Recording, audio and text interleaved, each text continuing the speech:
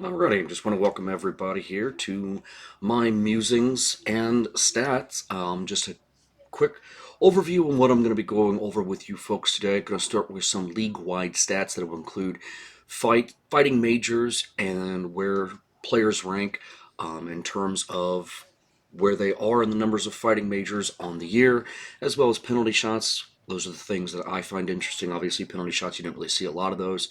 So I like to keep track of who has recorded those and what their overall success has been. May see some surprising numbers when it comes to that, but we'll get to those.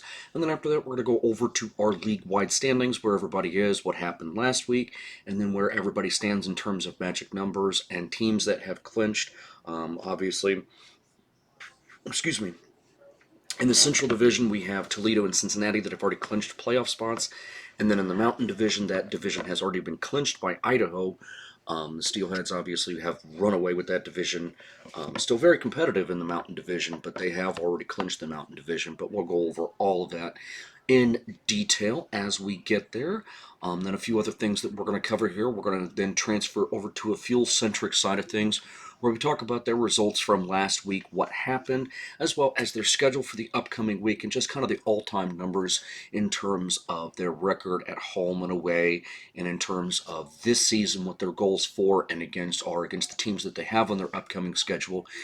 After that, we're going to then transfer to the fuel goals and how many goals they've scored in each period, just kind of my feelings about the numbers and just kind of my analysis on what's going on with that. Then we're going to go into Duncan Dalmao's stats, where he stands all time in terms of fuel coaches. Where his numbers are as far as what his teams have done. And then after that, we're going to go into what the Fuel have done this season, their stats regarding that.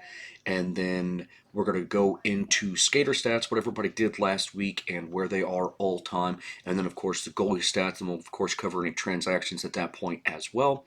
And then, just as a wrap up, we're going to follow up at the very tail end of things.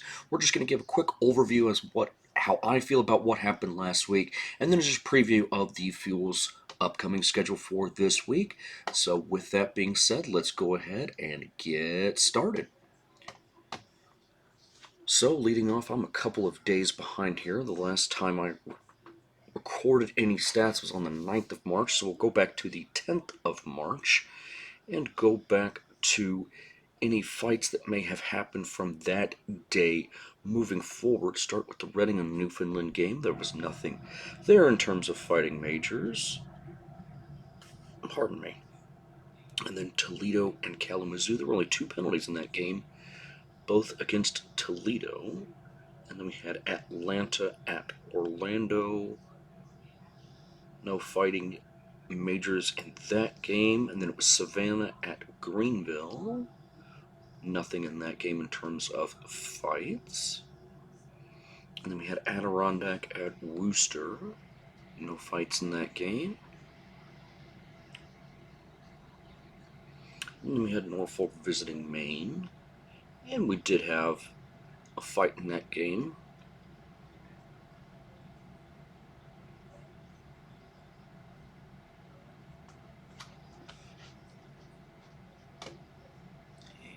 And bear with me here.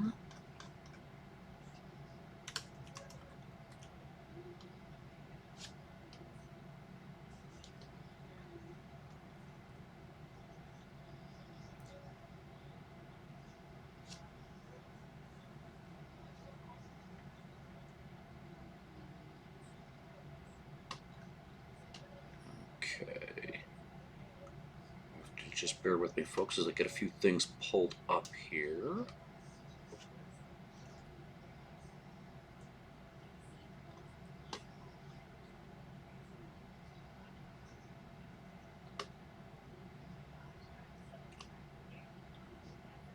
So in this game, we did have Nico Blackman in the Norfolk at Maine game on March the 10th.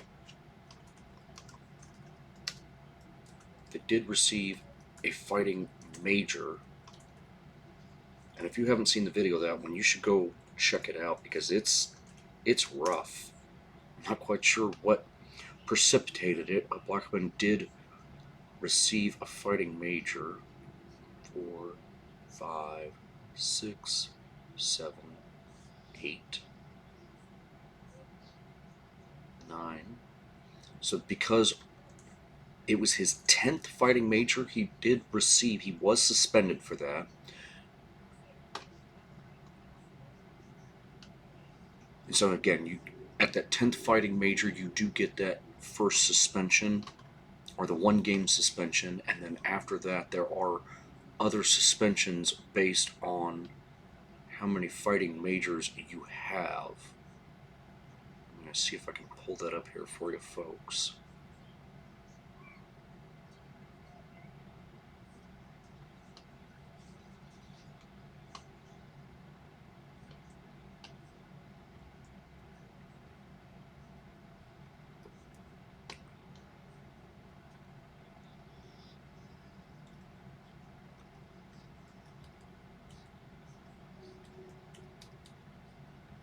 Takes me a few seconds to get through the rule book here. Okay. Excuse me.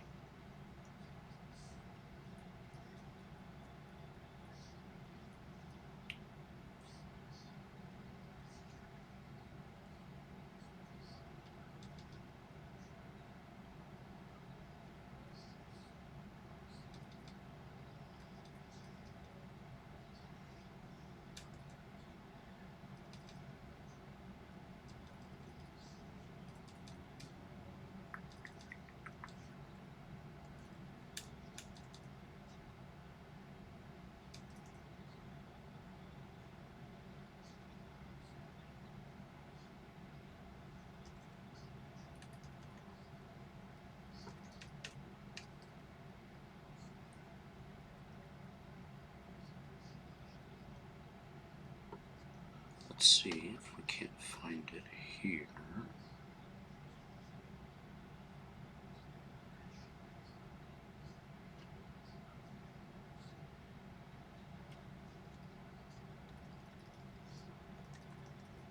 So Blackman was again suspended for receiving that aggressor penalty, um, as well as receiving his 10th fighting major of the year.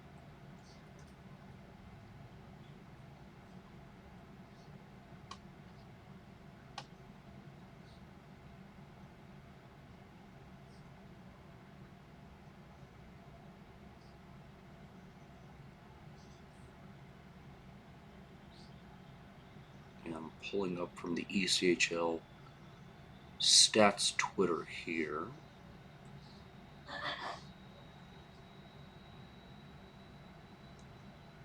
The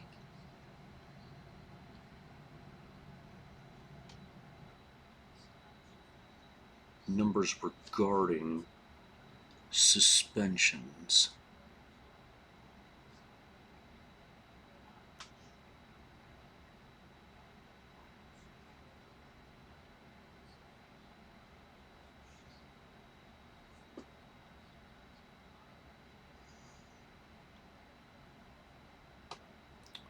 Okay, well, let's go here then.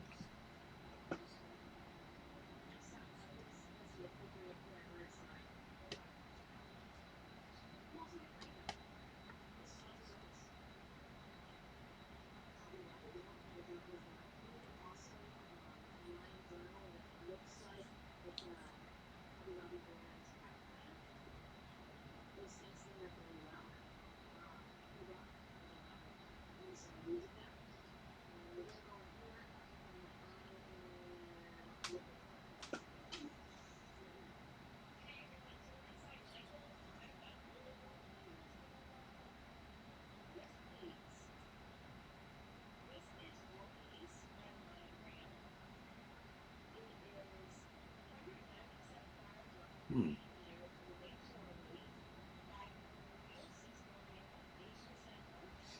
Sorry while I dig this out here.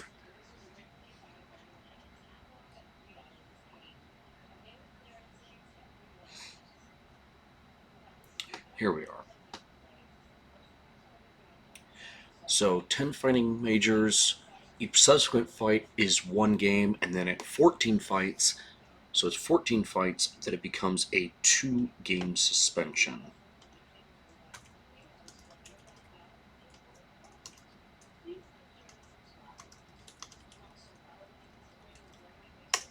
Which is then again would be every, pardon me, subsequent fight after that point. And obviously Nico Blackman did receive his 10th fighting major of the year in that Norfolk at main game.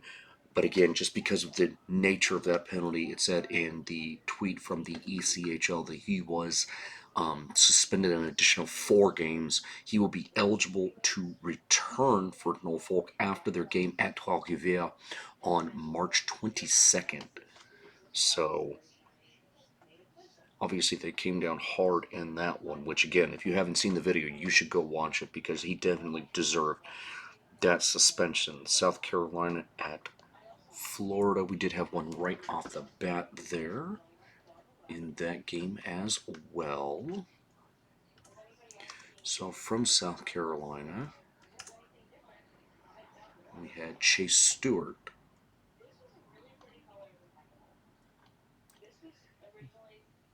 Played for Fort Wayne in 2019.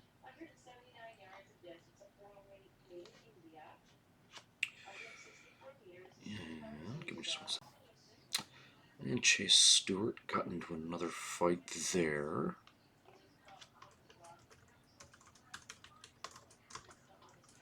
Not his first fight of the year either. Do see a handful of guys, even this late in the season, that are getting their first fight of the year. Stewart got in his first fight actually just about a month ago on the 11th of February. Got into another one on Valentine's Day.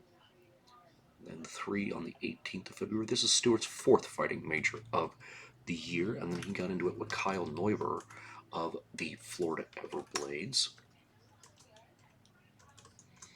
Neuber got in his first fight back in October. And then he got into a second one on the 23rd of November, third on the 26th of November. There's number 4 for Neuber, number 5. This is number 6 for Kyle Neuber. And then a couple 10-minute misconducts were issued as well, but no more fights other than that one between Stewart and Neuber that was assessed. And then between Wheeling and Fort Wayne, we did have quite a few fights in this game. There were a total of, I'll do a little bit of quick math here. There were 162 penalty minutes issued in this game. And this was the beginning of Fort Wayne's issues with referee Sam Heideman. We'll talk a little bit more about that after Fort Wayne's game on Sunday, where, I mean, there's just a lot of things going on there. I know it seems like that, you really just want to say because it's somebody that has maybe a little bit of a reputation as a team, but Heideman was just not very good. And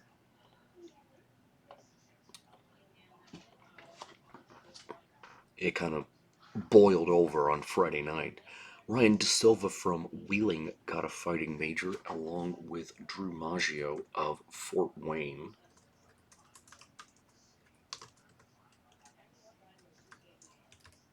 And I actually believe I gave the wrong first name on that one. I apologize. It's Daniel Maggio. I'm not sure why I always want to call him Drew, but it's actually Daniel Maggio. I do apologize for that.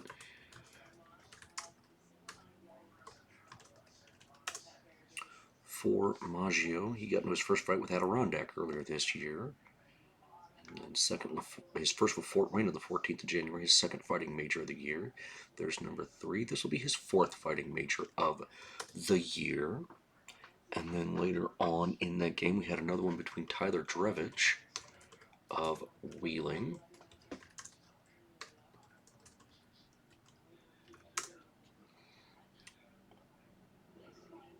One fighting major there.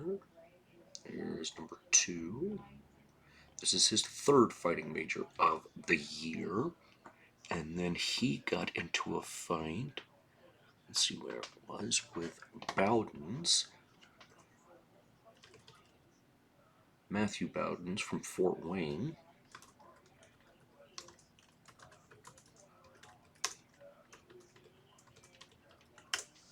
And for Bowden's,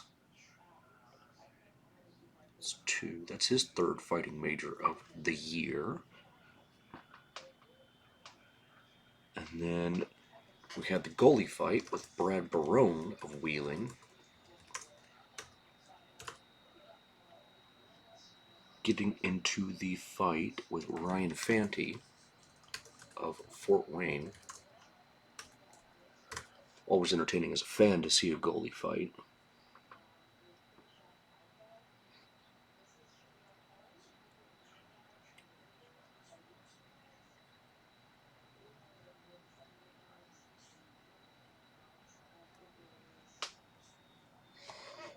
Okay.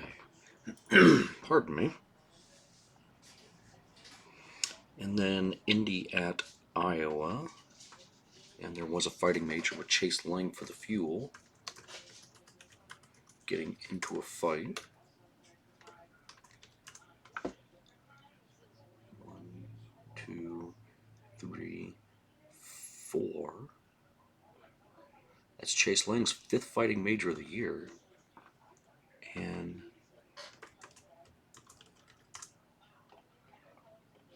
he got into a fight with Kevin McCarron from Iowa.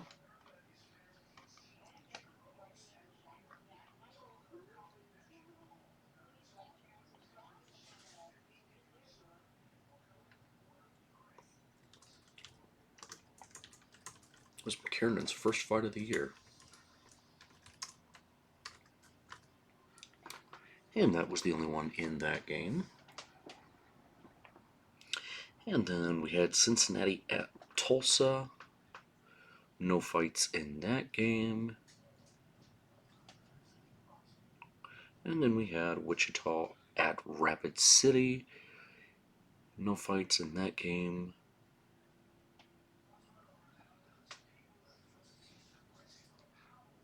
And then Allen was at Idaho. And we have one right off the bat with one of the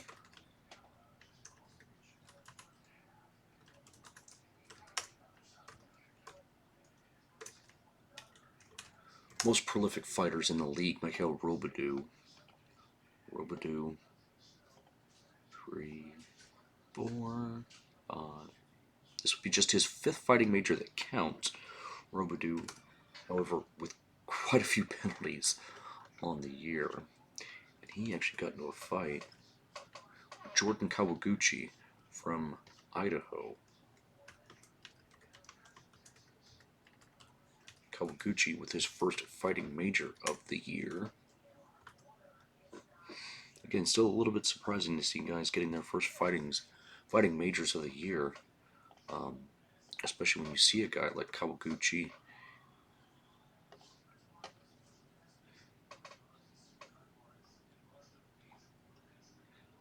That has played so far 45 games with the Steelheads. And that was his 1st fight of the year. I mean, wow.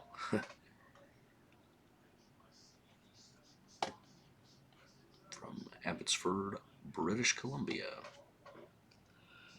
And then we had Kansas City at Utah as well. No fights in that game. And then we will move on to Saturday's games. We'll start with Reading and Newfoundland. We did have a fight in that game with Alec Butcher of Reading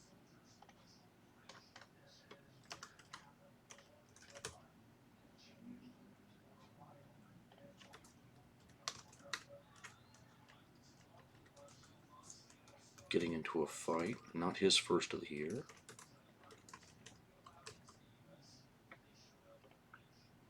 Butcher got into his 1st fight on the 30th of December. This is just his 2nd fight of the year for Butcher. He got into a fight.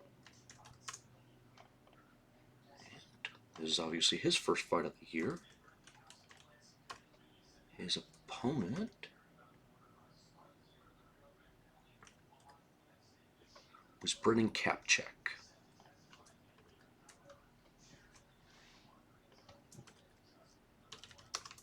of Newfoundland. And then after we finish this up, we will go ahead and go through here and give you folks the numbers on the fighting majors on the year, which teams have the most, and then which teams have the least on the year. And then we had another fight with Norfolk. This time, it was between Callum Fryer of Norfolk, getting in just his second fight of the year, getting into a fight with Maine's Cameron Askew.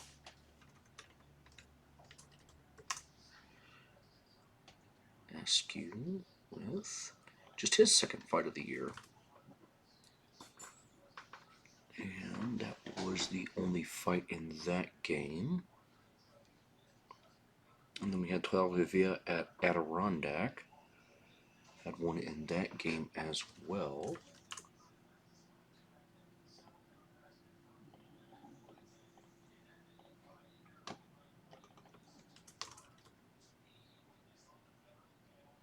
And it was with Cameron Cook of 12 Vivia.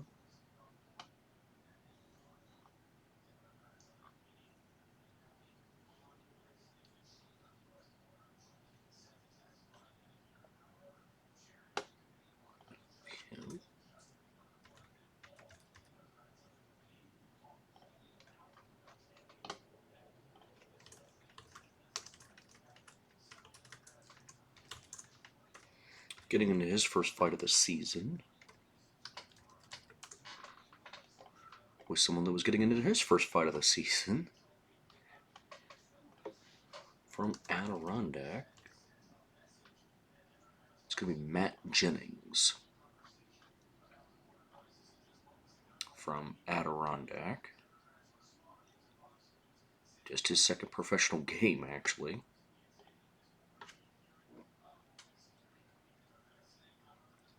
Scores his first professional goal and comes back with his first fight.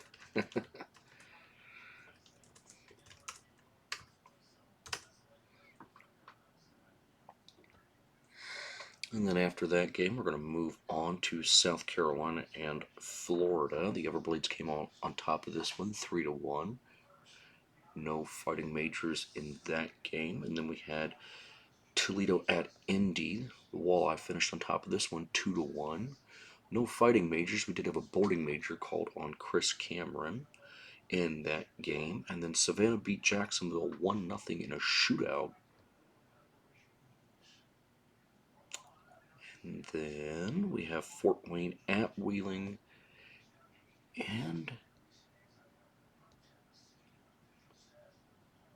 no fighting majors. There was 48 penalty minutes issued in that game, but no fighting majors.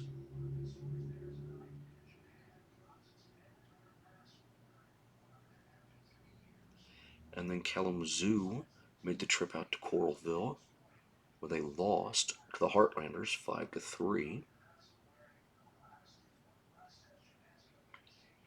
And then Cincinnati made the trip to Tulsa, Oklahoma, came out on top. Again, quite a few penalties, 42 penalties, 21 total minor penalties, but no fighting majors in that game. And then Wichita and Rapid City from South Dakota, no fighting majors in that game. And then we had Allen being shut out by Idaho, no fighting majors in that game. And then the final game of the night was Kansas City losing in Maverick City to the Utah Grizzlies, but no fights in that game either. Move on to our Sunday game where we had a lighter slate on Sunday. 2, 3, 4, 5, 6, just 7 games on Sunday's slate, starting with Reading and Newfoundland. No fights in that game. Tuagavea and Adirondack, where we did have a fight right off the bat. 7:15 into the first period with Cedric Momani of Tuagavea getting into a fight.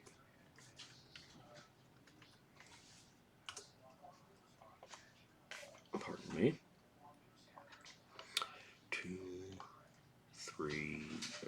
there's number 3. His 4th fighting major that counts towards suspension. Obviously, if one of the two players that was involved in the fight, if one of them does receive an instigator penalty, then the other opposing player does not have that fighting major count towards their suspension total for the year. That is one of the caveats that the ECHL has put in place to kind of make sure that guys don't get punished for just somebody being a jerk.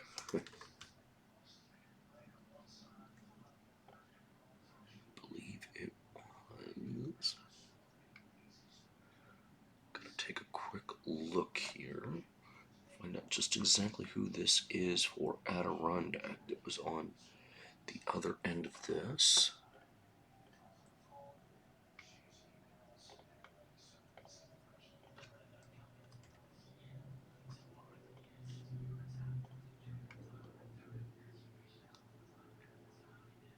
Be Bryce Martin from Adirondack.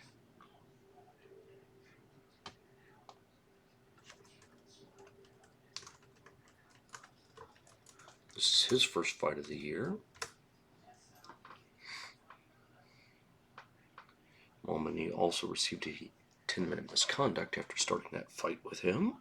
And then we have Jacksonville visiting Orlando. Orlando did come out on top 4-3 in overtime. There was a fighting major in this game between Brandon Yeamans from Jacksonville.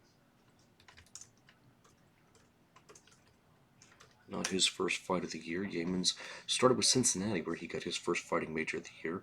Actually got 2 fights in the same game against the Fuel. Fought Andrew Ballant and then Jakob Poer. And then he actually went to Florida next, where he got a 3rd fighting major on the season there. Got his 4th now with Jacksonville. And this will be his 2nd fight with Jacksonville and 5th on the season. And he got into a fight with Luke McInnes from Orlando.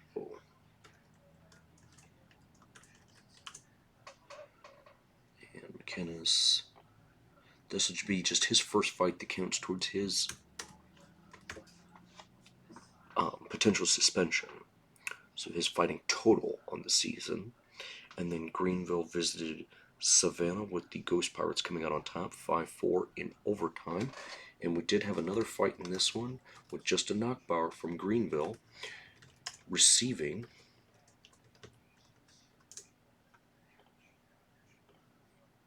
if I can spell his name correctly. 6. Knockbauer actually leads the league in fighting majors. This is his 11th fighting major of the season, and then he was subsequently suspended for this fight against Jeremy Masella of Savannah.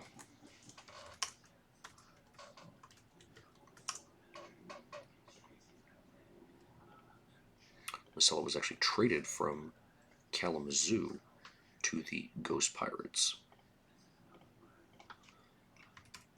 Excuse me. So again, with Knockbauer's 11th fight,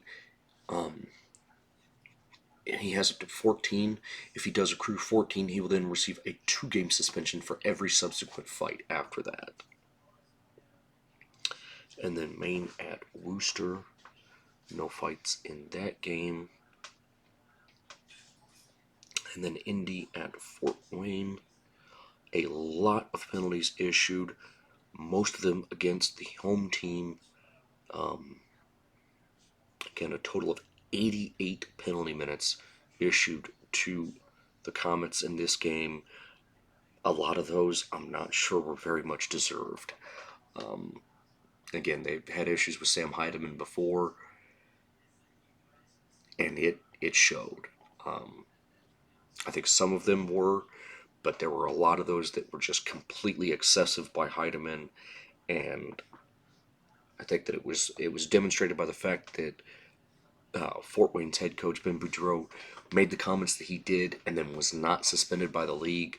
He is probably going to get fined for those comments, but I think that it is very telling the fact that they decided not to suspend him, because I think that kind of says to them, hey, he's got a lot of a lot of reason to say what he did.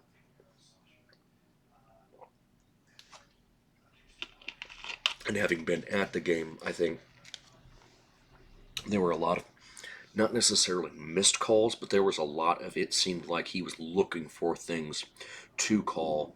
And yes, there's a certain degree of language that you shouldn't have to put up with, but understanding that vulgarity comes in hockey, and understanding that, you can walk over there and you can say to them, even when, that they're emotional, it's like, okay, you need to calm down a little bit, but you need to understand that, okay, if you're making a mistake, then you got to understand that, yeah, he's going to be pretty pissed off at me, and again, throwing a lot of vulgarity my way if I'm making those mistakes. But you kind of got to let your pride and your personality just kind of take a back seat there and understand that this is an incredibly important game for both of these teams, and they're basically fighting for their lives right now, and you're costing them that opportunity. So that's why they're as adamant as they are, and I think that's kind of what got out of hand there for Heidemann.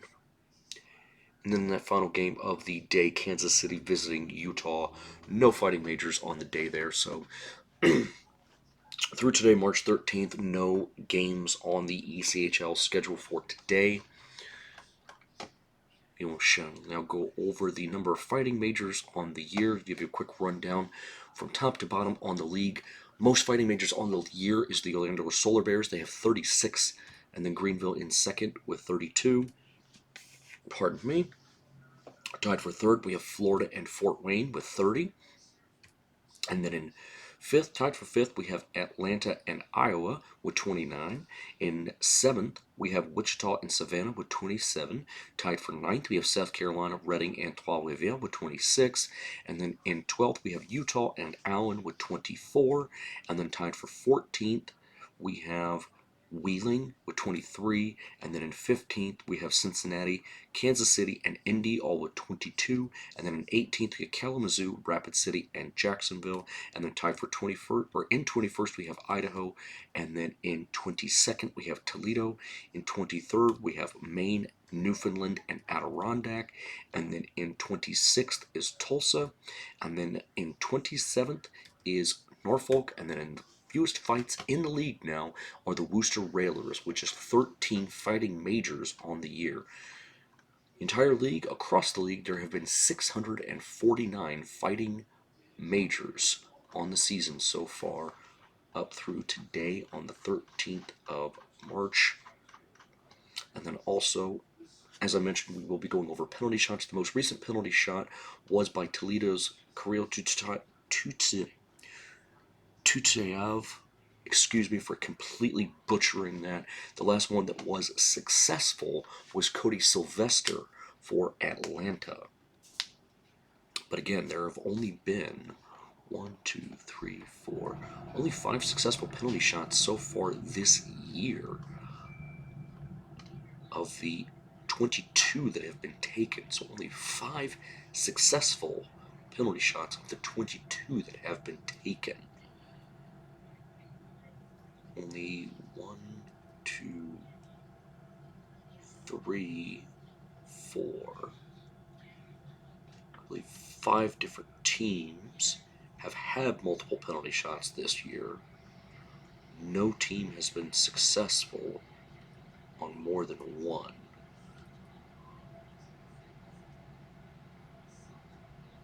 In fact, the only 2 teams, because it's Wichita, Allen, Indy, Toledo, Iowa, are the 5 teams that have had multiple penalty shots. The only 2 teams that have had the multiple penalty shots, of those, only 2 of those 5 have been successful on even one.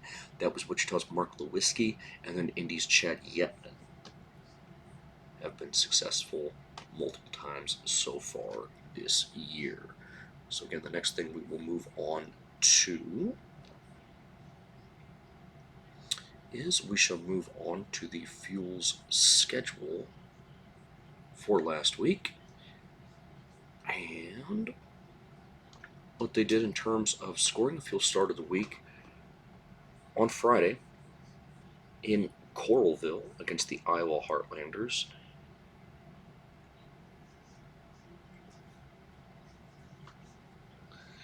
Fuel ended up scoring first but were not able to come away with a victory. Allowed a goal in the second, scored one in the third, but allowed 3 goals in the third before finally falling to Iowa 5-2. Those 3 goals in the third period. I believe, just double check really quickly here. They matched a season high for the Fuel for allowing goals in the third period.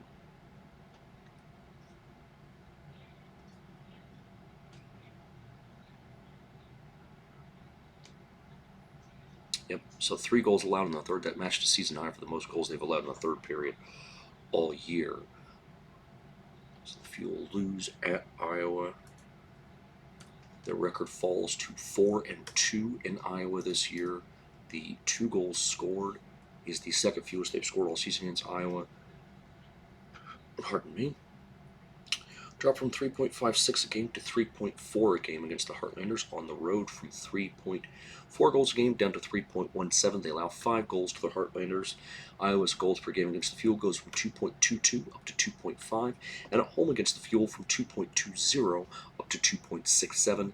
The 5 goals conceded to the Heartlanders is the most they've scored against the Fuel this season. The previous high was on the 10th of February when Iowa came to Indy and beat the Fuel 4-2. Then the Fuel would head home to take on the Toledo Walleye, where the Fuel would lose that game. Fall to 1-3 against the Walleye, 0-2 at home. Score 1 goal for the third straight game against them. Drop from 2 goals a game down to 1.75. Still at 1 goal a game at home all year, and they allowed just 2 to the Walleye. Toledo drops from 3.67 on the road, or against the Fuel, down to 3.25, and on the road against the Fuel from 4 goals a game down to 3 goals a game. And then the Fuel will finish out their home schedule against Toledo this upcoming Friday on St. Patrick's Day.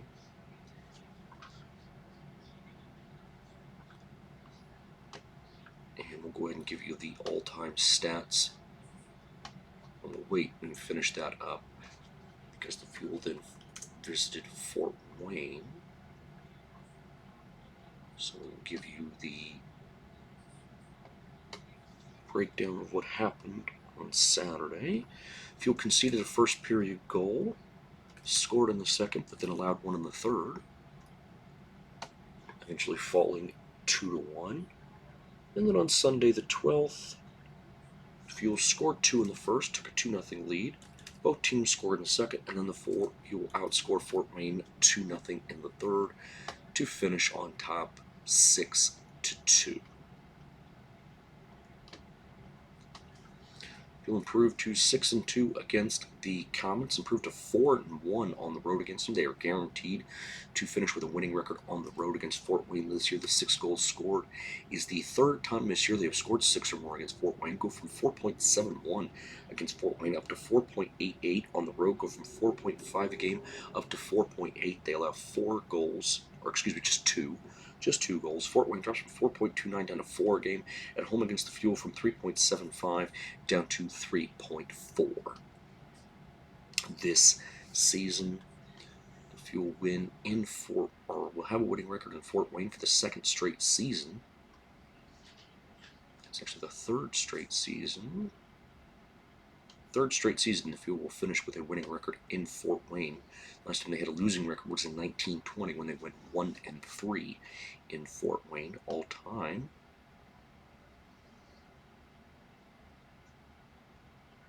One, 2, 3, 4, 5. So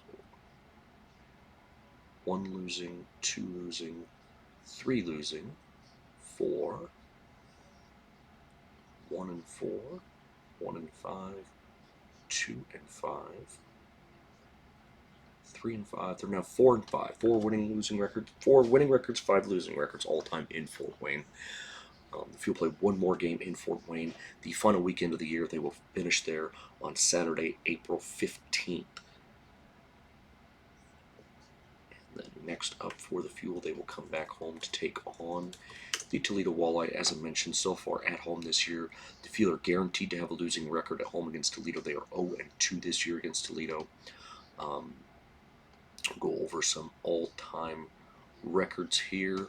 All-time at home against Toledo, they played their 31st game. They are now 9-19, 2-1. Those 19 losses are the second most in team history. They've only lost to Fort Wayne more often at home in regulation. They've lost 24 times to the Comets at home. The .339 losing percentage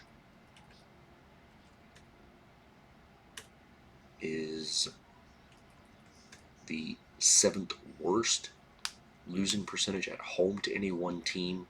The only teams they are worse against are Utah, Orlando, Idaho, Florida, and Reading. And then the one that's non-existent is Brampton. They were 0-6 all-time at home against Brampton. And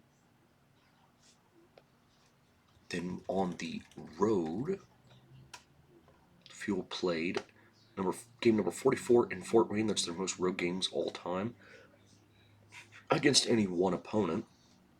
They also played game number 9 all time in Iowa. They grabbed win number 18 all time in Fort Wayne. They are now 18-25-1 in against their in-state rivals on the road. They also lost in Iowa for the 4th time in regulation. They have a 5-4 record all time in Iowa. Their .477 winning percentage against Fort Wayne, against teams that they have played against, is the 17th best. Their .556 against Fort Wayne is the 11th best.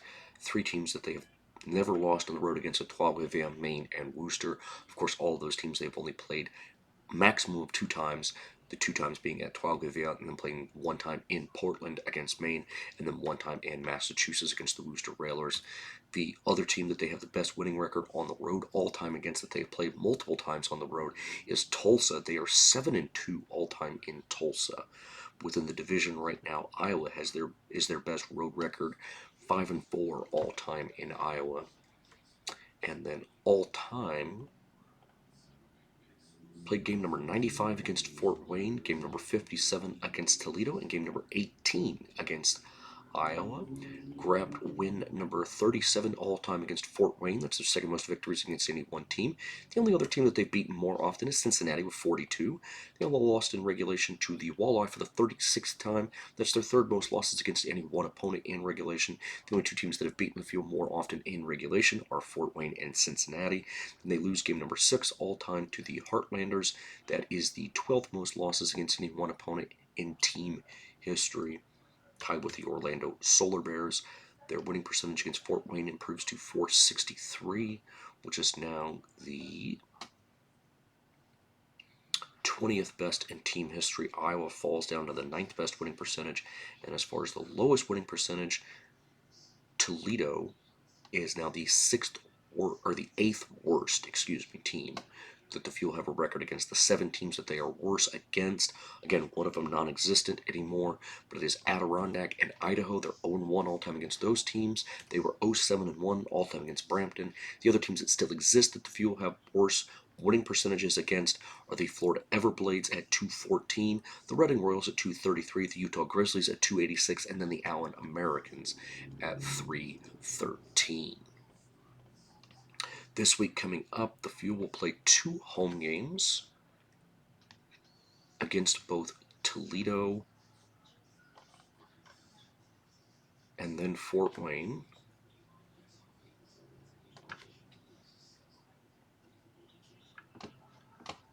This will be game number 32 all-time against Toledo at home, and then home game number 52 against Fort Wayne.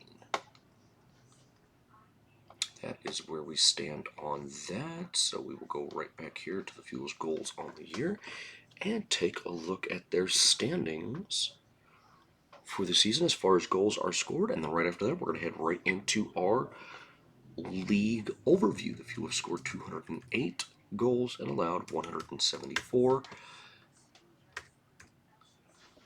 So on the season now for the Fuel, they are +6 in goals in the first period, +18 in the second period, +8 in the third, and then +2 in overtime. Overall, last week, the Fuel scored 3 goals in the first, allowed 2 in the first. Fuel scored 3 in the second, while allowing 3 in the second. And in the third period, the Fuel scored 3, allowed 4. Fairly even week after losing the first game 5-2. It was an even week, actually, -3, -1, and then +4. So it was an even week in terms of goals scored. Again, nothing really jumping out here for me. The Fuel are -1 at home in goals scored and allowed in the first period, +12 at home in the second, as well as +4 in the third, both home and away. They've scored the exact same number of goals, excuse me, at home and on the road, and then allowed the same number of goals at home and on the road in the third period. Still +34 in the goal differential. I mean, overall, they're still having a really, really fine year. Still hitting a little bit of a rough patch, but with a lot of home games coming up. The Fuel have 13 games left on the slate. 10 of those are going to be at home, which is fantastic. Okay, so we will now, as I mentioned, head to our league standings, where we will start in the North Division with the Newfoundland Growlers, who get their 39th win of the year.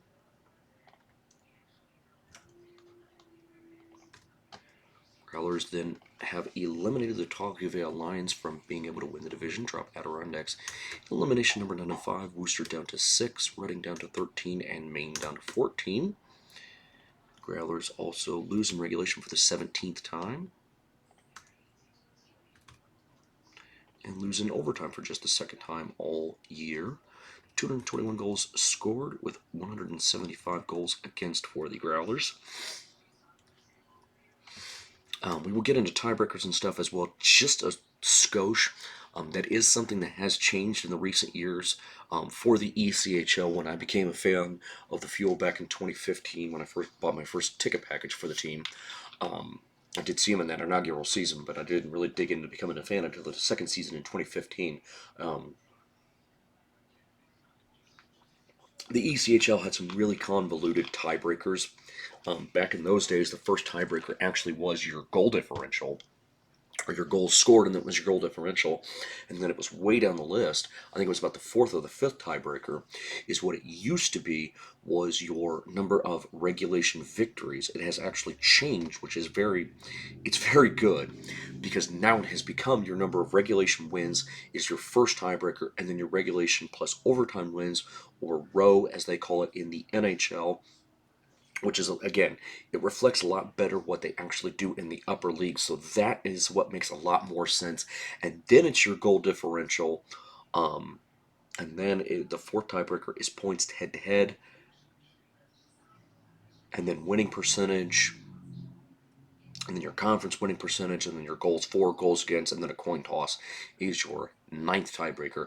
But again, your number of regulation wins, that is the first tiebreaker. So that is something that, again, I'm not going to bore you folks with. It's going to be something that I have to build a formula out, because as I'm just going off of my Excel spreadsheets here, and it's, again, something that I'm going to have to build in as far as getting that in there. I've built my magic number formula in that way. Again, I can just be able to get that right to you, but again, I'm not going to sit here and just work on that, because that's something that I'm almost certain you guys don't want to sit here and listen to me try to explain me working through the back doors of that. But the Reading Royals grab 2 victories on the week, go from 31 up to 33, dropping Taliavea's number down to 5, Adirondack down to 10, and then Worcester down to 11. The Royals lose their 20th game in regulation on the year. Pardon me. And then they lose their 4th overtime game. Reading now with 201 goals for, 166 against. And then the Maine Mariners now grab their 32nd victory of the year, dropping Taliavea's elimination number down to 6, Adirondack down to 11, Worcester down to 12, and I believe that Reading actually is above them now in the standings. They are, but they lose 3 times. So actually, I've got to go back here. because of Reading's loss. Their match elimination number is down to 12 for the division, 19 for second place. But as I mentioned, I'm almost certain that they are actually in second place in the division now. But again, they lose that fourth overtime game as well. 201 for 166 against. And as I mentioned, Maine grabs their 32nd victory of the year, dropping elimination numbers for Tuagavea down to 6, Adirondack down to 11, Worcester down to 12, and Reading down to 18. But as I mentioned, the Royals are above Adirondack now in the standings, so we'll sort all of that out as the Mariners lose 3 times in regulation, dropping their elimination number for the division down to 11.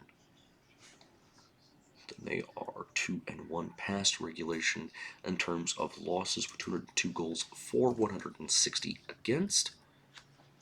We'll go ahead, and the other thing that we're going to do here for you folks as well is we're going to go over the division notebooks and kind of give you a little bit of a snapshot of what's coming up this upcoming week in terms of the possibilities for teams clinching and things of that nature.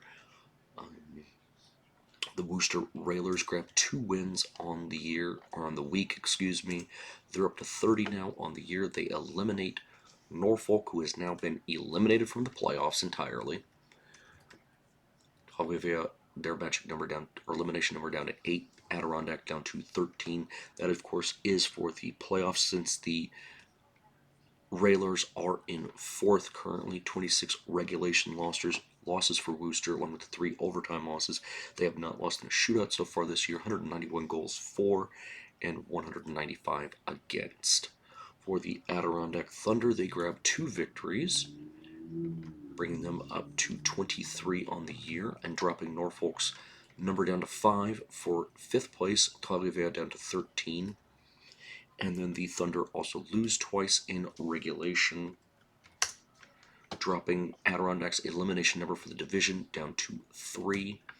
For second place, their number's down to 9, down to 8 for third place, and down to 11 for the playoffs. And then Adirondack with 7 overtime losses and 1 shootout loss so far, 183 goals for, 198 against. Tuagavea grabbed their 22nd victory of the year,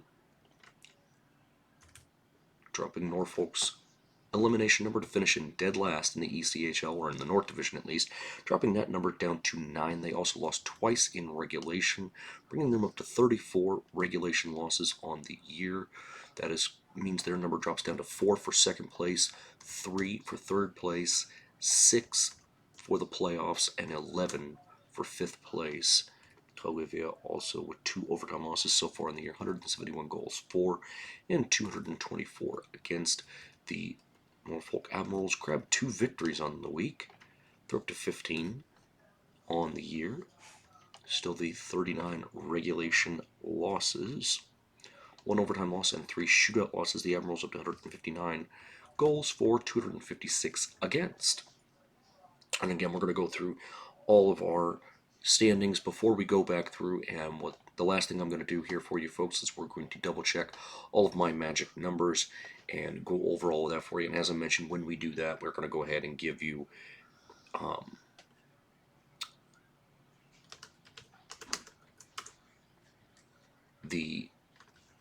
everybody's schedules for the upcoming week and just kind of look at what's going on there. Next up, we're going to go to our South Division. And here in the South Division, currently our leader is the Jacksonville Icemen. They remain in first place after grabbing their 36th victory of the year.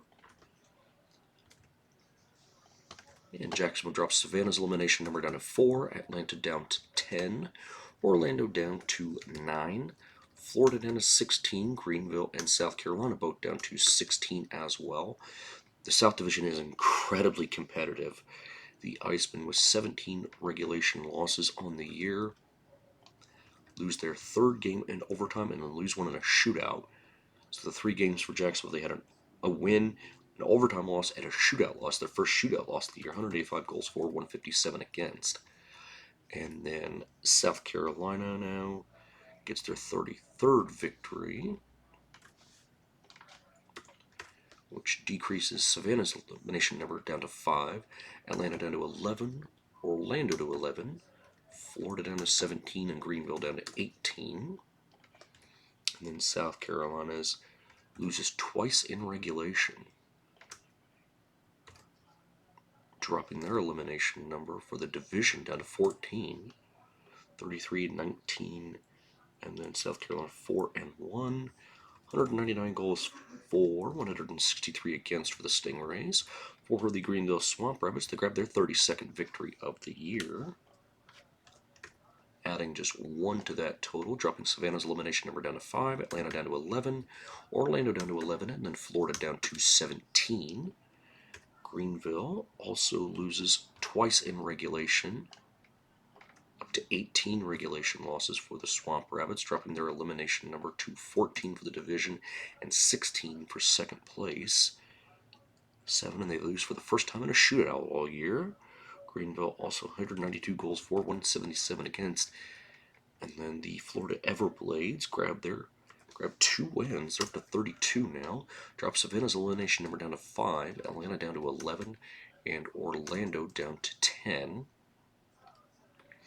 And then Everblades lose for the 17th time in regulation, dropping their elimination number for the division to 15. 16 for second place and 16 for third. 32-17, 4-4 for the Everblades. Scored just 7 goals last week and allows 7 goals. While Orlando was able to get their 29th victory of the year, dropping Savannah's elimination number down to 8 and Atlanta down to 14. But the Solar Bears lost their 24th game in regulation, which dropped their elimination number for the division down to 8, down to 10 for second place, 10 for third, and 9 for the playoffs as of now. It'll probably be actually 10, considering how things are looking in the standings there, but we will get to that. And then Orlando with 192 goals for, and now 208 against. Pardon me. Atlanta was able to grab 2 victories on the week, dropping Savannah's elimination number down to single digits. They're down to 8. So it's looking very, very likely that the Ghost Pirates will be finishing in last place in their inaugural season. Still 23 regulation losses for the Gladiators, as well as 5 overtime losses and 1 shootout loss, 188 goals for, and then 196 against for the Gladiators. The Ghost Pirates were able to grab 2 victories last week. They're up to 22 now on the year. But they also lost their 28th game in regulation, dropping their elimination number down to 3 for the division, 4 for second place, 4 for third, and 4 for the playoffs. 7 for 5th place, and 7 for 6th place as well. Ghost Pirates now with 9 overtime losses and 1 shootout loss, 170 goals for, and now 208 against. In our South Division, had some flip-flopping in the standings there as well, as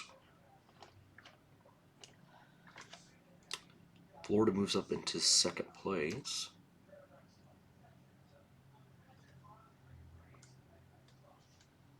So, as we get that sorted out here.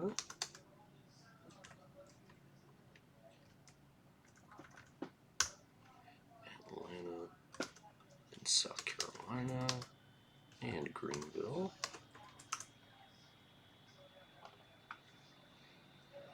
Florida's now above them. And Orlando will be here at 10.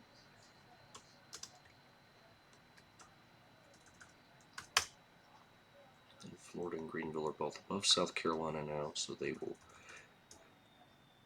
have that like that.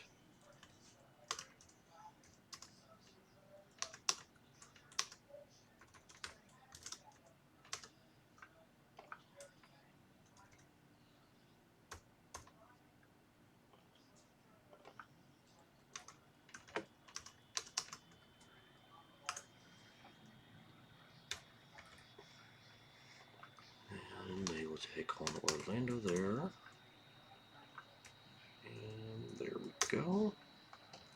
Go here with Norfolk, then Trois-Rivières, Adirondack, Worcester, Maine, and then Reading. So Maine at 11, and then Reading at 12. There. The rest of that still looks good. Okay, just have to bear with me, folks, as I get some few things sorted out here.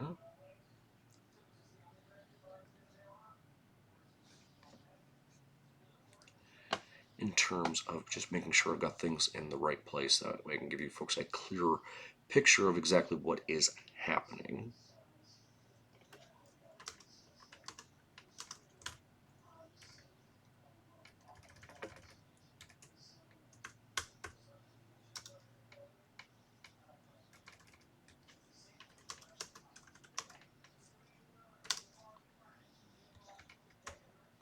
Alrighty. Savannah, Orlando, and then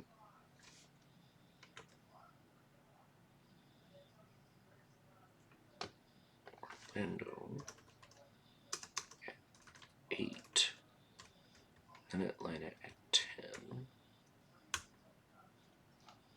Savannah, Orlando, Atlanta, and then it's actually going to be, that's right, Orlando, Atlanta, then South Carolina,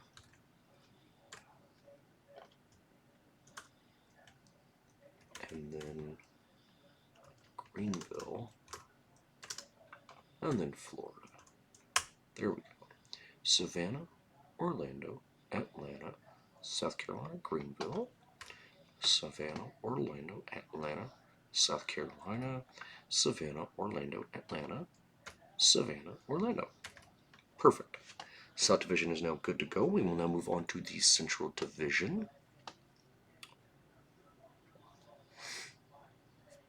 where the Toledo Walleye grab 3 victories on the week, and they are now at 39 on the year. And they have clinched a playoff spot.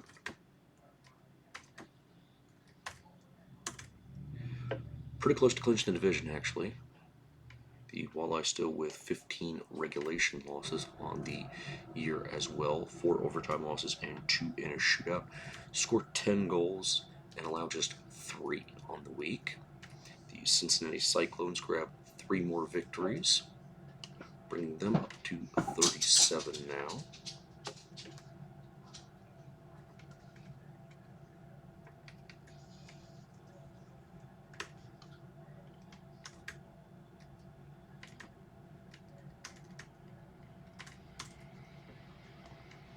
And Cincinnati still the 12 regulation losses, 6 in overtime and 3 in a shootout. They scored 17 goals last week, allowed just 5.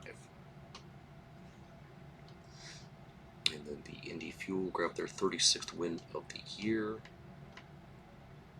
They were very, very close to clinching a playoff spot. They eliminate Iowa with that. Drop Kalamazoo's matchup number to 6, Wheeling down to 6, Fort Wayne down to 12. But the Fuel did lose twice in regulation, which hurts their chances in the division very, very starkly. Down to 9 is their elimination number for both the division and second place. That's the combined number of wins by the Fuel as well as losses, or wins by both Toledo or Cincinnati, as well as losses by the Fuel in regulation. So again, that number is looking like it will be set fairly soon.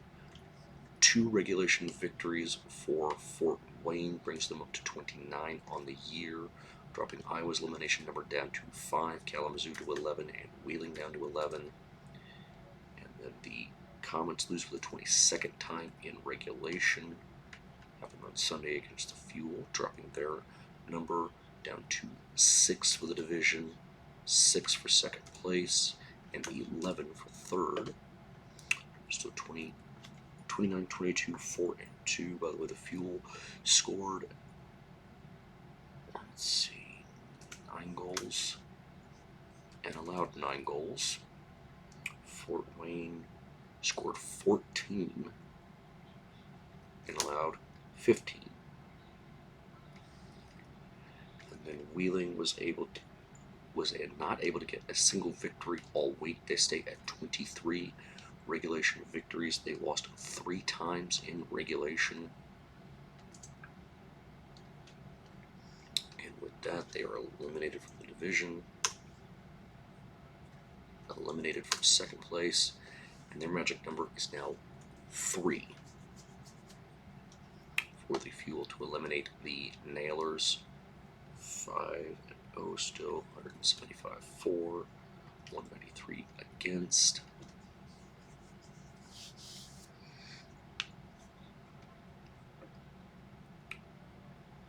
And then Kalamazoo still with 23 wins. They lost twice in regulation.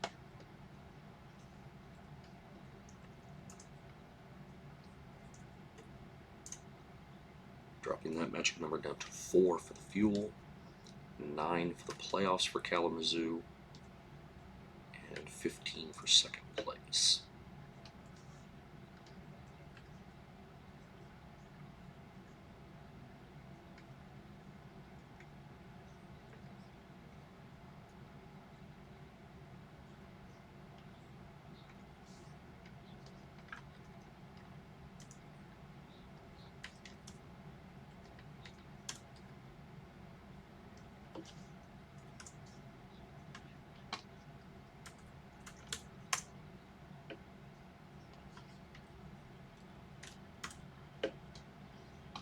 Okay, which means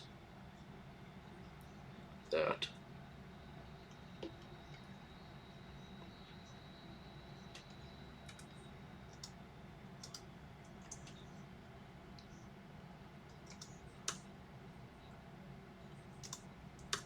as has been documented, both Toledo and Cincinnati have clinched a playoff berth. The Iowa Heartlanders grabbed 2 victories, they're up to 15 now on the year. They also lose for the 30th time in regulation. Iowa has been eliminated from being able to finish in 3rd place. Their magic number for being eliminated from the playoffs entirely is 4.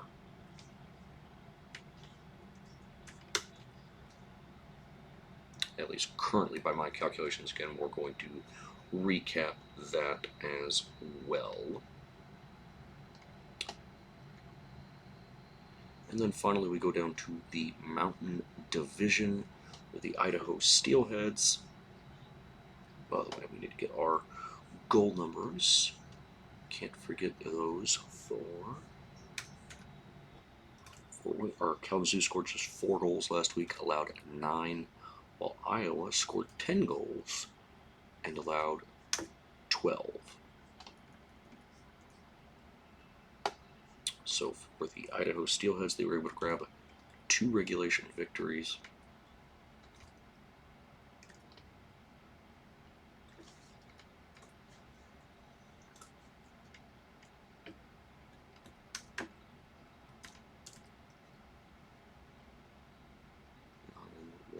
Two.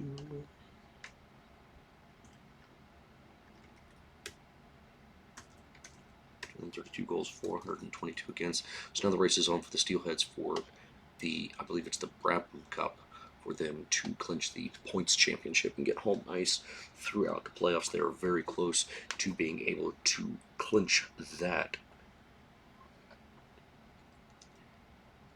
Kansas City still stuck on 26 victories. And Mavericks lost twice in regulation.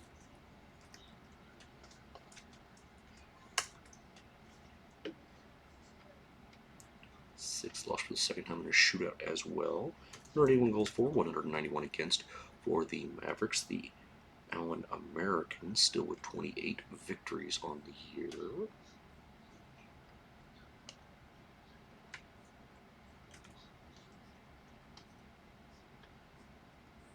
Seven regulation losses as they lose twice in regulation, and therefore eliminating them from there. 16 for second place now. And then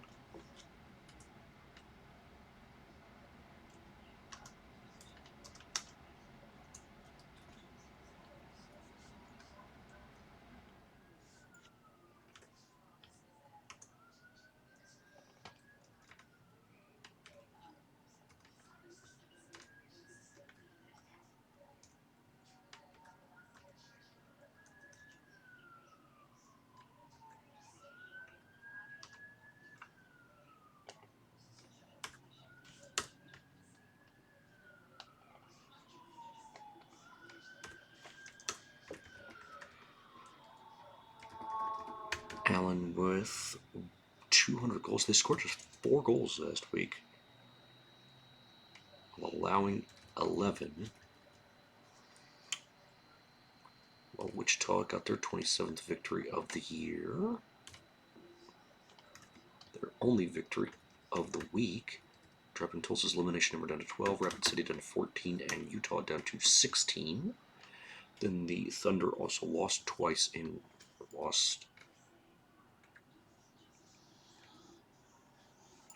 The Thunder did lose twice in regulation last week, dropping their elimination number down to 14 for second place, 15 for third. 5 overtime losses for the Thunder with 9 goals for and 10 goals against last week. Utah now had 3 victories last week, dropping Tulsa's elimination number down to 12, Rapid City down to 14. And then the Grizzlies, still with 26 regulation losses. 3 overtime losses for Utah as well, with 172 goals for, which means they scored 10 last week and allowed just 7 goals. And then the Rapid City Thunder grabbed 2 wins, dropping Tulsa's elimination number down to 15, while the Rapid City Rush, not the Rapid City Thunder, goodness gracious, lost for the 30th time in regulation, dropping their elimination number down to 13 for second place, 14, 13, and 13 for the playoffs, or 14 is what it's going to be for the playoffs. And then 1-0, the Thunder did it again. The Rush scored 10 goals last week and allowed 9. The Tulsa Oilers, winless last week, scored just 19 regulation wins on the 19 wins on the year, with 29 now regulation losses as they lose twice in regulation. Those 2 regulation losses drop that number down to 10 for the Oilers. That is down to 11. The 11 is going to be their playoff number. 19, 7, and 1. Scored just 5 goals while allowing 10.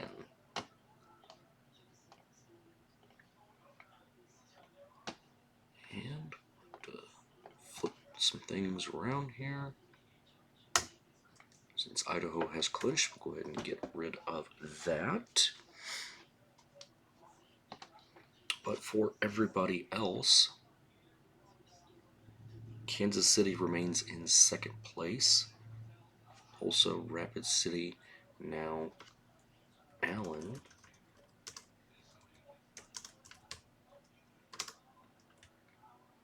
is there. And then it's going to be Wichita.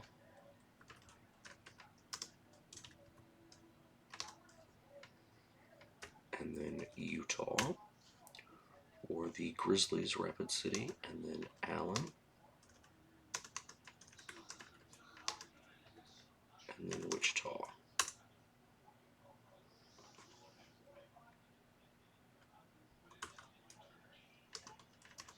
Pardon me.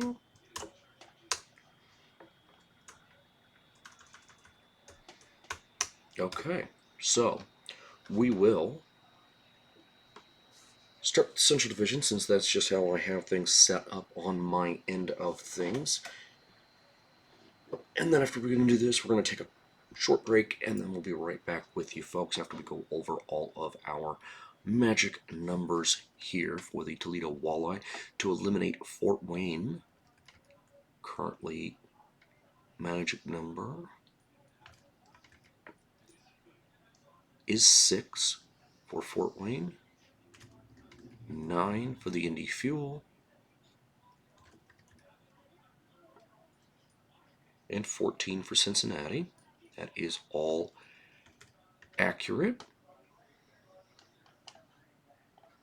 So again, that magic number 14 for Toledo to eliminate, to win the division. So of course they would need Cincinnati to lose at least twice, since the Walleye only have 12 remaining games left on their schedule.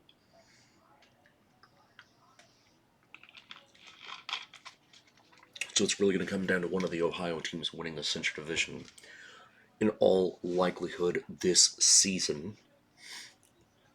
Fort Wayne and Indies, their division chances are on life support as of right now. For Cincy, their magic number to eliminate Fort Wayne is 6 to eliminate Indy. That number is 9, which is accurate. So again, that's the combination of wins plus regulation losses. Again, with 14 games remaining, the Fuel only have 13 games left. With the Fuel trailing by 10 points on Toledo and then 9 from Cincinnati, with just 13 games left. It's possible. Really don't see it happening, especially in the Central Division this week. Cincinnati plays 3 games. They are at home against Iowa on Friday and Saturday, and then will host Fort Wayne on Sunday.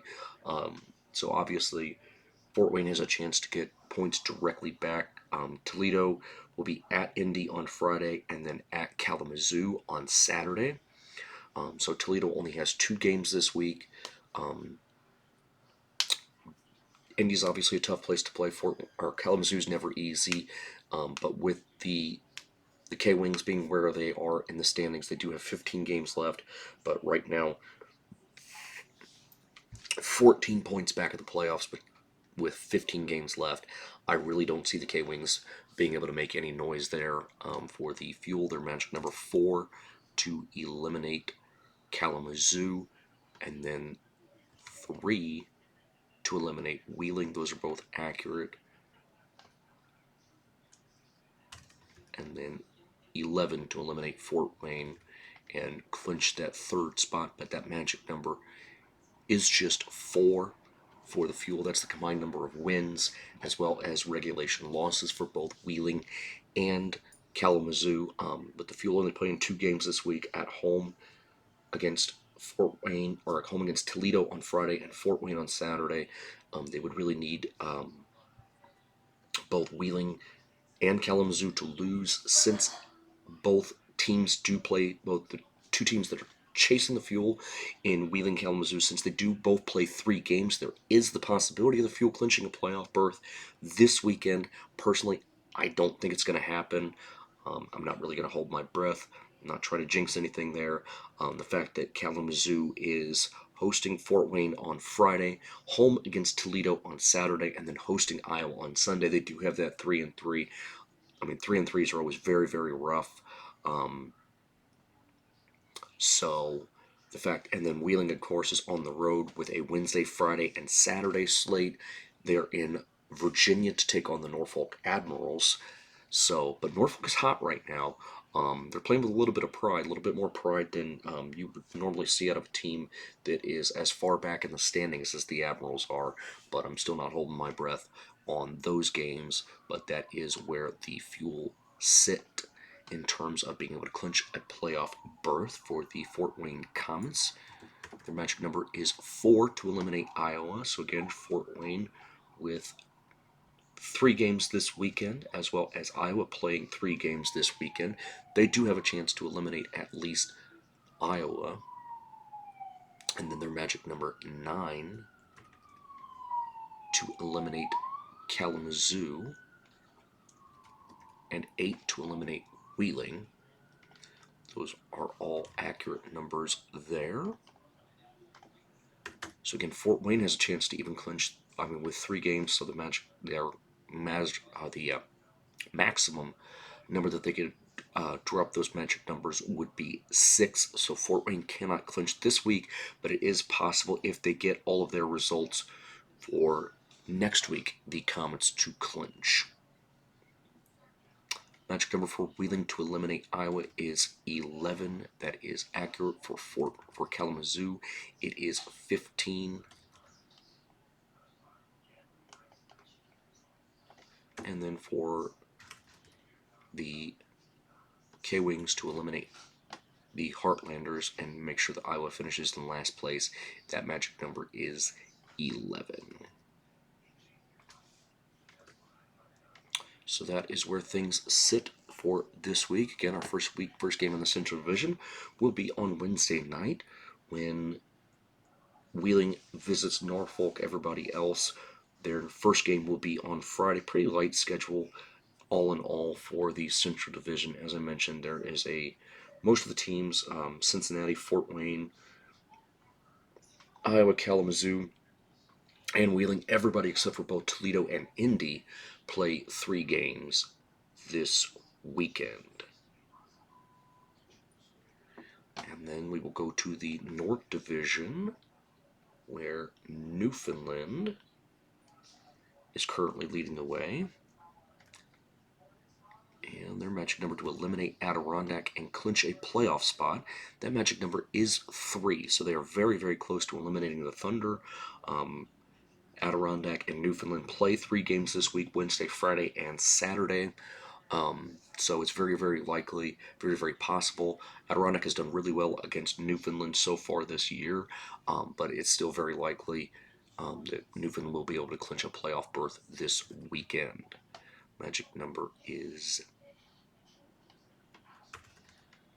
5, I believe, now for Worcester. It is 5 for Worcester.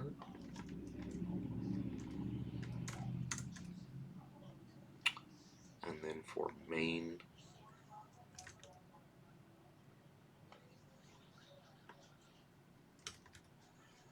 that magic number is actually 10 to eliminate the Mariners.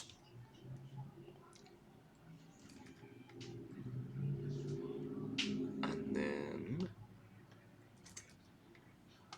it is 11 to eliminate Reading. So Newfoundland's magic number to clinch the division is down to 11. Again, Newfoundland 3 games, hosting Adirondack on Wednesday, Friday, and then Saturday. And then we have the Reading Royals. Their magic number to eliminate Trois-Rivières is 3. That is accurate. It is 8 for the Adirondack Thunder is what we have. That is accurate. And then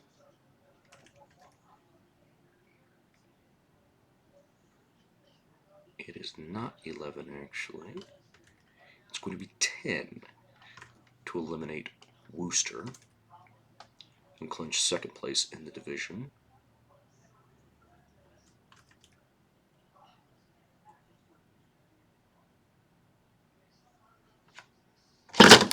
Sorry about that.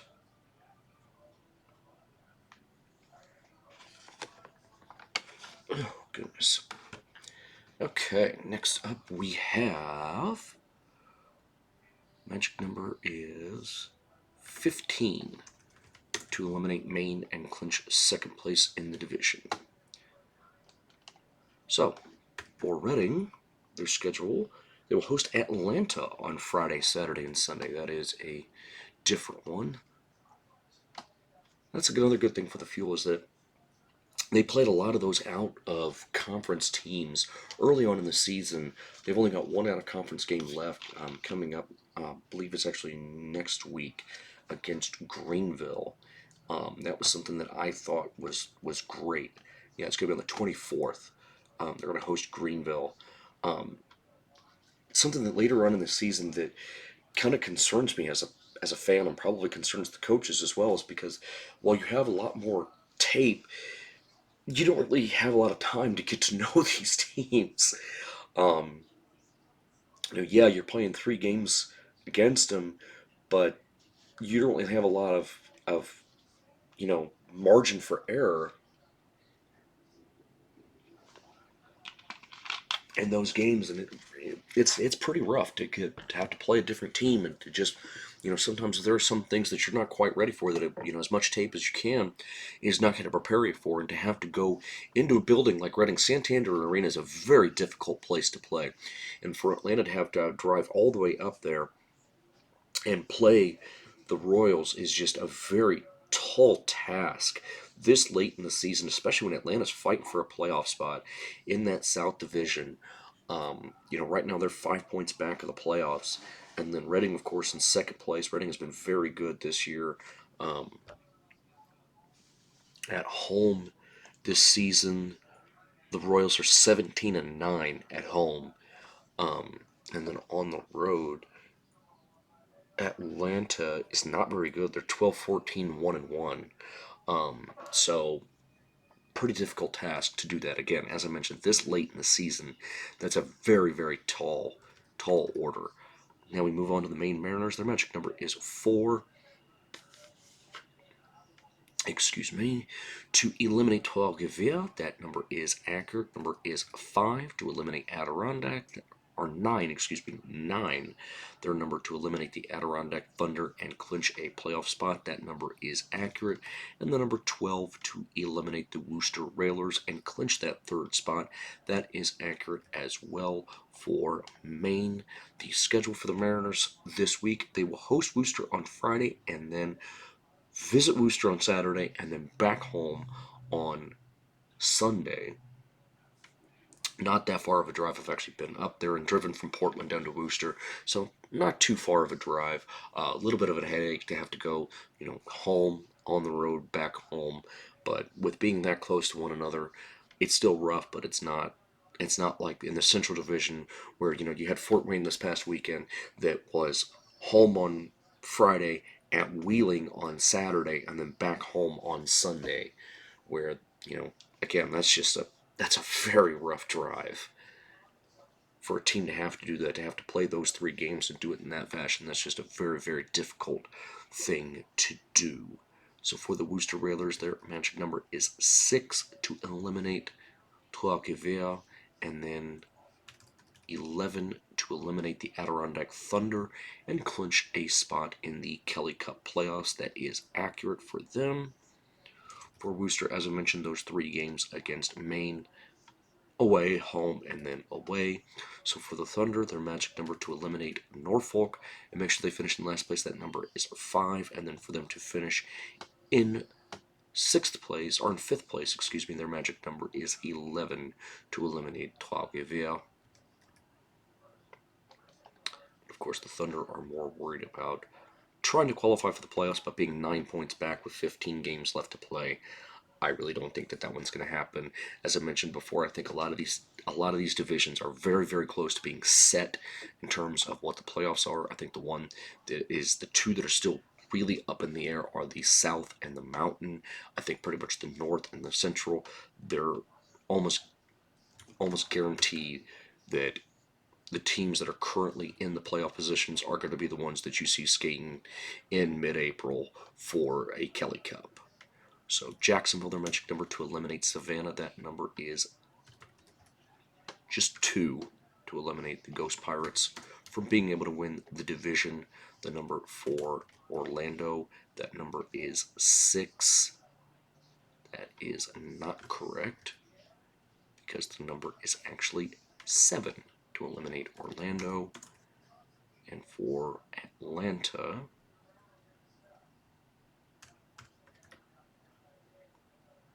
the number is 9. For South Carolina,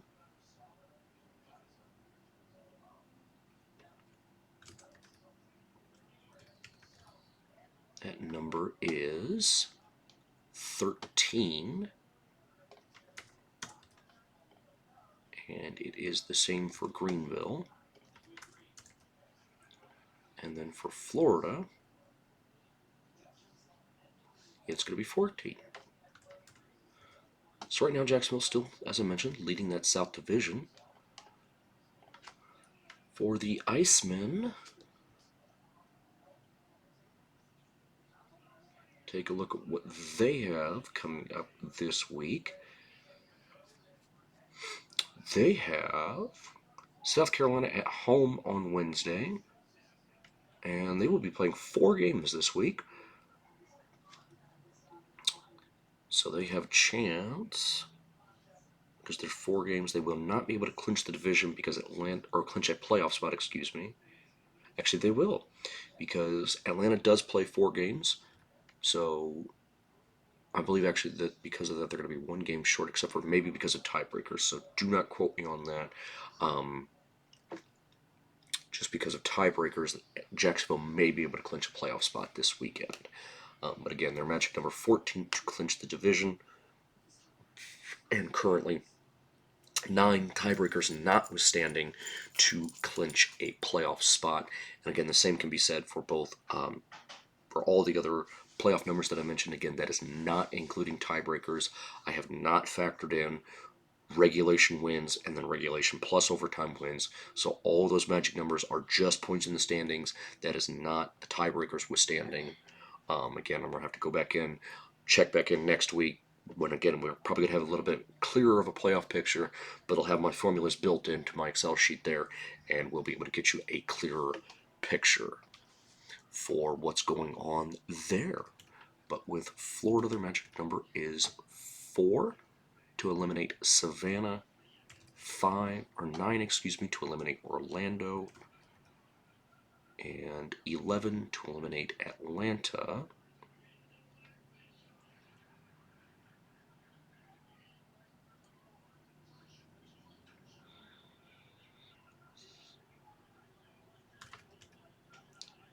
And then it is 15 to eliminate both South Carolina and Greenville.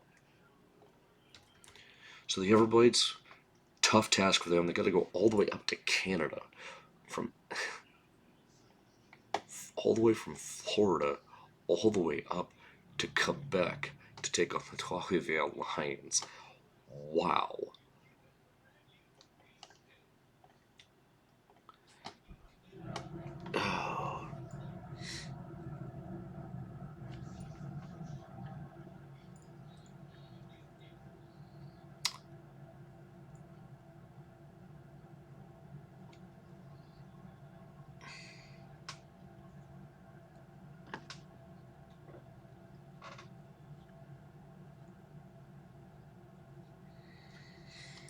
Alright, next up we have the Greenville Swamp Rabbits. Their magic number 4 to eliminate the Ghost Pirates of Savannah. And then their magic number 10. It's actually going to be, I believe it's 9. It is 9 to eliminate Orlando. And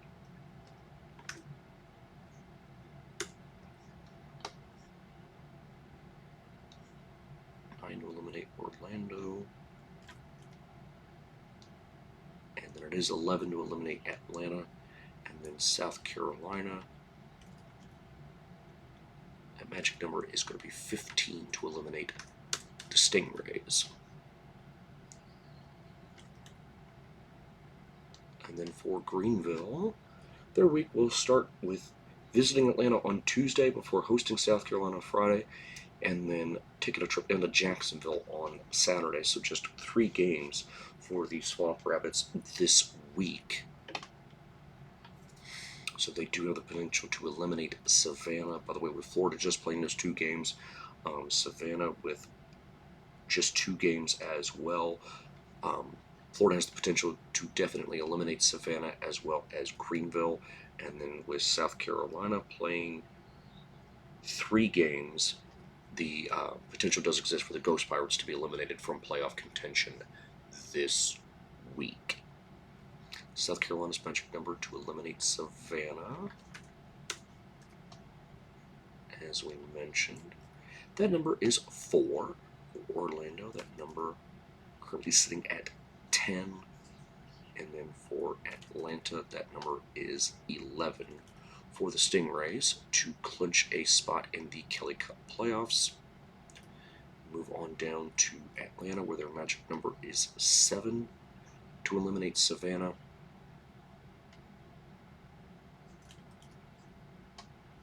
And then it is 12 to eliminate Orlando.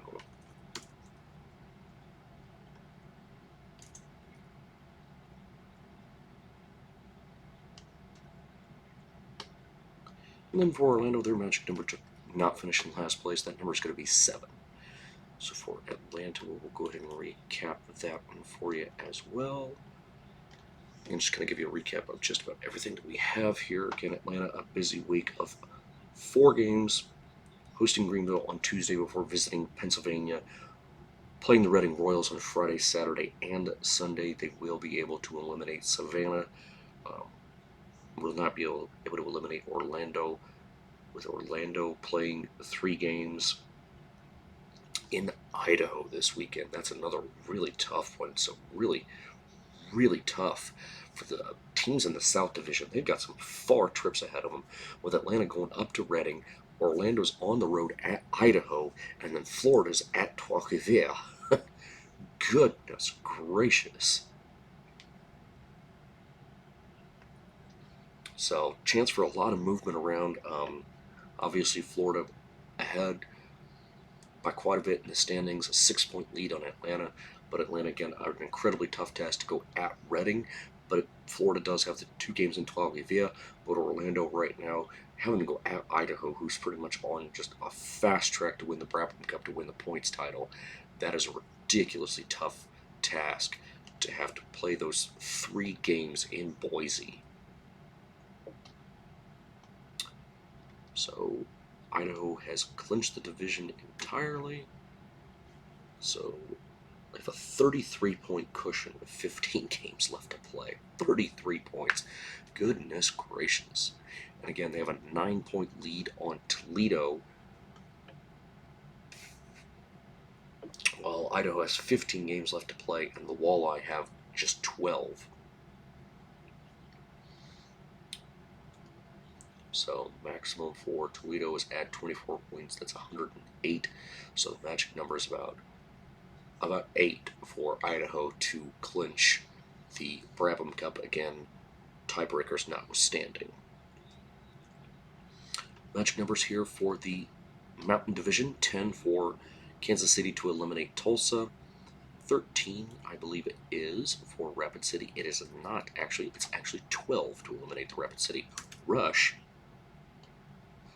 from the playoffs. And then we will have, the number is for the Allen Americans. Here we are. 12 there. That's one too many. It's actually going to be 15 to eliminate Allen. And then for Wichita, number is 13 to eliminate the Thunder. And for Utah,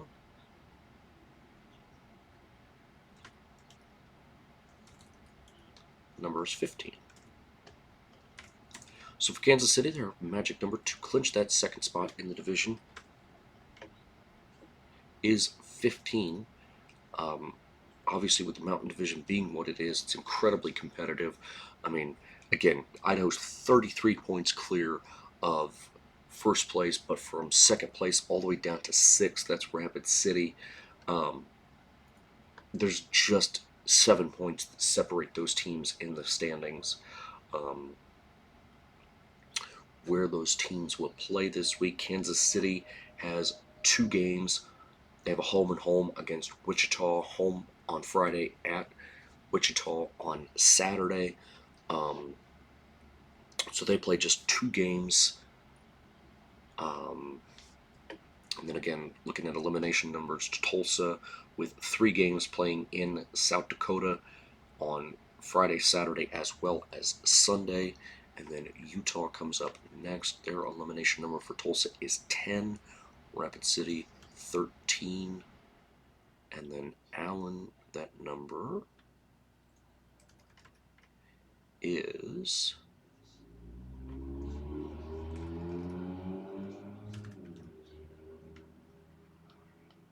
16 to eliminate the Allen Americans. And it is going to be 14 to eliminate Wichita. So for Utah this week, they will be at Allen on Thursday, Friday, and Saturday. Thursday, Friday, and Sunday, excuse me. Thursday, Friday, and Sunday. A 3-game set in Texas for the Grizzlies. And then for Wichita, their schedule, again, home and home against Kansas City, at Kansas City on Friday, and then home against the Mavericks on Saturday. The Thunder magic number is 10 to eliminate Tulsa, 13 to eliminate Rapid City, and to eliminate Allen.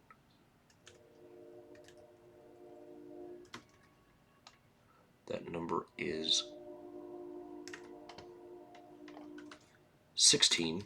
Obviously, with that being more games than the Thunder have left to play. Again, Allen with the games in hand, that does factor into the Allen needing more regulation losses for the Thunder to get to that number. Right now, of course, Wichita 2 points clear of the playoffs, but right now the Allen Americans with 3 games in hand on Wichita. They will concede one of those. They will play one of those extra games this weekend because they play 3, and then Wichita, of course, playing just 2 games this weekend. Right now on the schedule, the teams with the most remaining games left in the entire league, Maine, Allen, and Tulsa all still have 16 games left to play.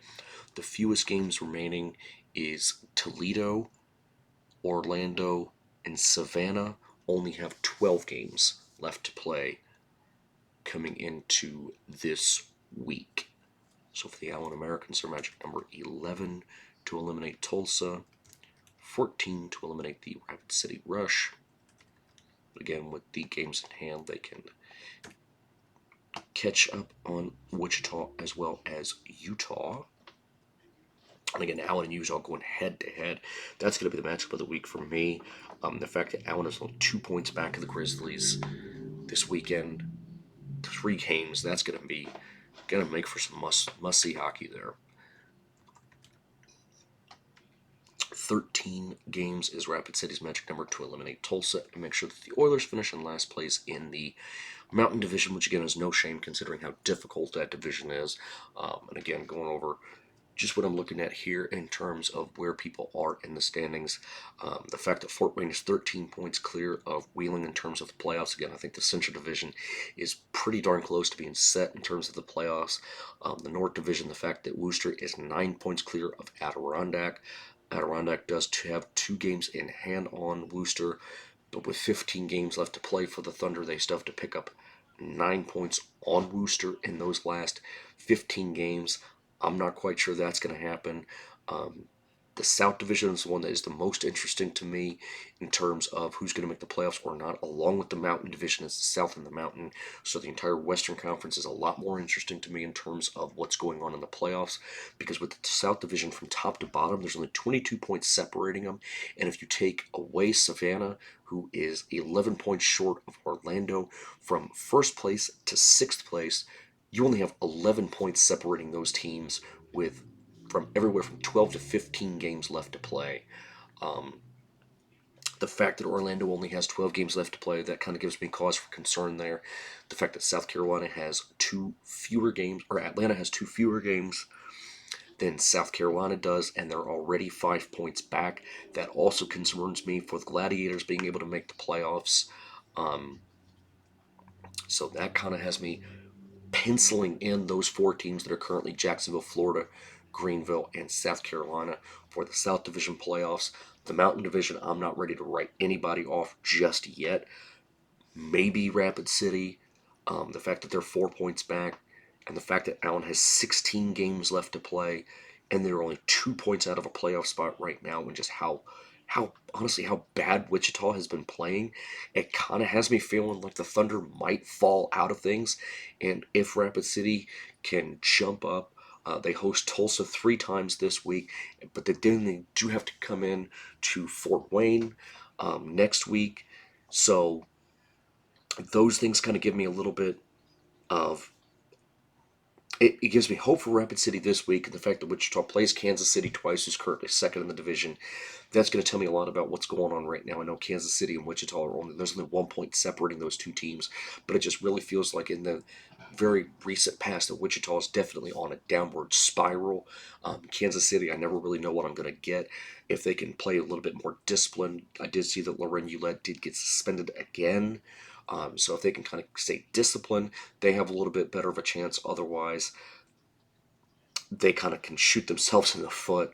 Um, but yeah, the Mountain Division and the South Division are really the two divisions to watch in that Western Conference as to who's going to qualify for the playoffs. I think in the Eastern Conference, the Central and the North, we're by the end of the month, we're definitely going to see the last 2 weeks of the season are really going to be teams that are just honing in their playoff skills. And I don't think that there's really going to be an up to the last day of the season in terms of who's going to be making the playoffs. That's going to wrap things up on the first half of things for us tonight. So I'm going to take a quick break, folks, and I'll be right back with you.